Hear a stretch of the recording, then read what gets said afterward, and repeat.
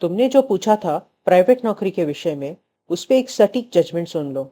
Bombay high court का Nagpur bench का एक जजमेंट है, writ petition number 8431 of 2019, Suraj son of Charan Kadbe and another versus messrs SND limited Mumbai and others. 12 line के judgment में है, जहां है कि कामगारों ने एसएनडी बोल के एक प्राइवेट कंपनी के खिलाफ रिट पिटिशन फाइल किया था क्योंकि उनको नौकरी से निकाला गया था। इसमें हाईकोर्ट ने कहा सिर्फ इतना कि एसएनडी ना ही कोई सरकार के अधीन कानून से स्थापित किया गया बॉडी है, ना ही आर्टिकल 12 के अंदर अथॉरिटी है, तो वे रिट नहीं देख सकते और कामगार को अलग कानूनी रास्ते हैं वो अपनाए।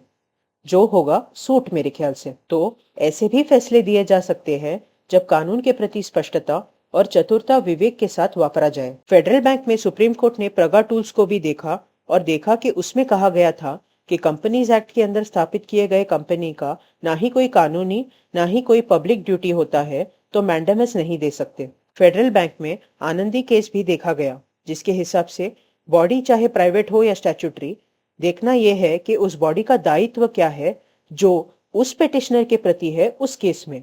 मतलब जो पेटिशनर उस रिस्पोंडेंट से मांग रहा है उस पेटिशन में, उसमें पब्लिक लॉ एलिमेंट है क्या।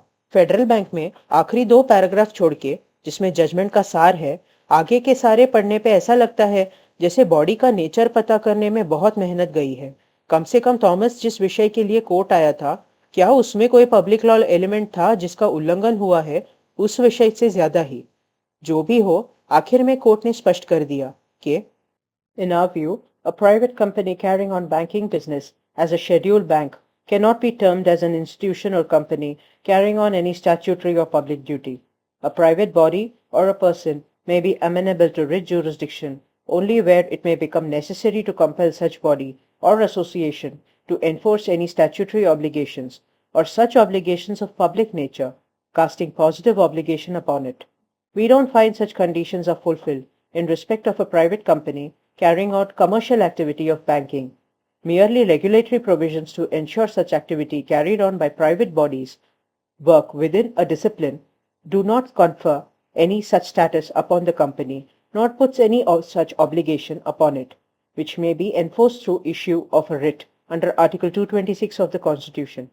Present is a case of disciplinary action being taken against its employee by the appellant bank. Respondent's service with the bank stands terminated. The action of the bank was challenged by the respondent by filing a writ petition under Article 226 of the Constitution of India. The respondent is not trying to enforce any statutory duty on part of the bank.